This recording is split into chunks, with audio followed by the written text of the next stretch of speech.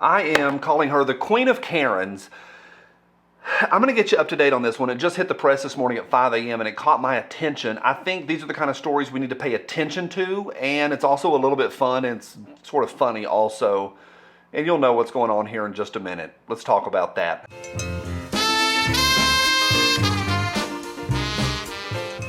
Hey guys, as always, a big to each of y'all. Queen of Karens, I don't know another way to say it, and this story's not going to go the direction you think it is. It kind of takes a little turn at the end that surprised even me.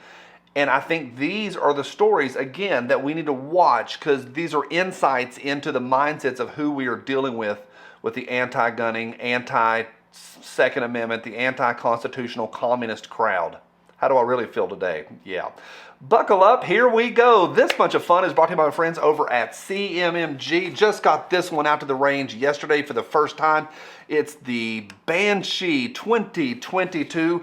Newly designed receivers and a new handguard up front. I am pumped about this one. Something that might surprise you. I bought this one myself and I outfitted it myself completely.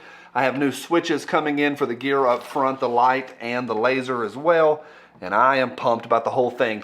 Pick your color out and pick your chambering out when you head over to cmmg.you-know-what. I'm literally, as soon as this video is uploaded, headed to the range again with that one to get it zeroed in a little better. You people, thank you for every thumbs up. Appreciate y'all. All right, I'm gonna walk you through this. I'm gonna do my best. It's silly. I read the article 3 times just to double check that I understood it. Let me say it this way. We're talking about Falmouth. Somebody's going to text in, or actually it's Falmouth or some Yankee pronunciation. I don't know. It's spelled Falmouth. It's on Cape Cod, Massachusetts. Their police department, they have the Falmouth Police Department. They have 21 guns they're wanting to get rid of, 20 of which are ARs. They have reached an agreement with Powder Horn Outfitters to purchase 38 semi-automatics. That's all they're calling it, semi-automatics. So these folks, what they want to do, and they have a document where they signed a contract, they're going to trade 21 in for store credit. They're going to purchase 38 new semis. Now, part of that agreement is Powder Horn Outfitters, where you can get all the fishing supplies you need.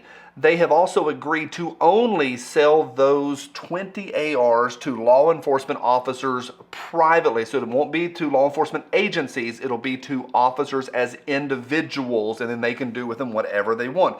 That was the agreement. Well, never let an agreement get in the way of a leftist. Falmouth Gun Safety Coalition, the head cheese is named Richard Doobie. You can call him Dick Doobie if you'd like to. He got into the middle of it and he is not happy. Let me pull up this quote here. He says this, concerning those 20 that are going to be going to law enforcement citizens when, privately, quote, unless people are under the delusional belief that these officers are going to keep these weapons for the rest of their lives, they will end up in the public sector. Oh, heaven forbid we've got a piece of metal that ends up in a private sector. Oh, no. Enter the Queen of Karens, Reverend Deborah Warner. She's a reverend. Reverend! She jumped in the middle of it and she had a petition that went around Falmouth, Massachusetts, and she got 300 citizens to sign this, saying, oh no, we don't want this to go through. Now, here's a total side issue. I looked it up. Oh, I found it on the Google. This is really good. Yes, I was on Google, all you DuckDuckGo folks. I typed into Google, Falmouth Police Department, defund the police. Or Falmouth, Massachusetts, defund the police. Oh yeah, they voted, a group of citizens, I have no idea if Reverend Karen was in the middle of it, they wanted to cut the police budget by 10% back in 2020. Why? Racism. It's literally what they tried to do. The motion failed. All right, back to today. So Karen has 300 petitions to stop this, and it's going to go through because it's a contract. That's how that works. And that's the end of the story. Or is it? Here's my favorite part of this. Old Dick Doobie said he is next, because this trade is going to go through, he is going to submit what he called an article to the city, and the city, they don't call it a town council there, but it's whatever their version of it is, elected officials or whatever, select board, I believe.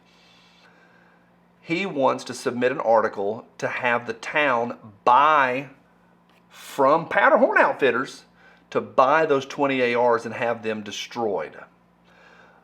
Part of that's comedy. The other part is, of course, he wants taxpayers to pay for this. 31,000 residents in this town, and 300 of them are clutching their pearls going, think of the children. Also in that article was all sorts of stuff about Texas and everything that has nothing to do with this situation. Now, I said all of that to say this. This is why we watch. This is why we pay attention, and it gives us a little insight into the nonsense of the dicks and the Karens out there and what we're dealing with. Let me know right down below what you think. I'll be here all week from my cold, dead hands.